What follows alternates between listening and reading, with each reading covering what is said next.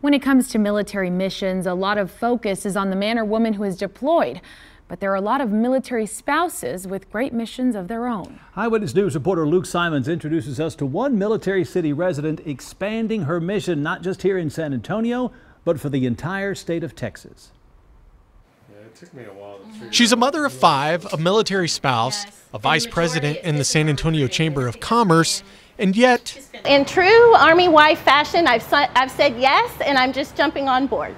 This week, Lori Stinson added one more title after Governor Greg Abbott signed an executive order establishing the Governor's Committee to support the military.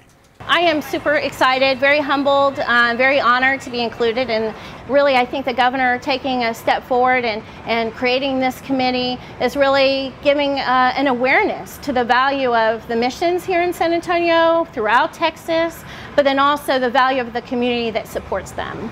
Lori and her family moved to San Antonio just 3 years ago as her husband was preparing to retire. She found a home with the Chamber of Commerce as the Vice President of Military Affairs and Leadership. She commands the Chamber's military efforts and initiatives, advocates at the state and federal level, and works to bring employers and military members together. I will tell you, there was a significant amount of thought placed in moving here. There's a spirit of patriotism that you don't see in other parts of the United States.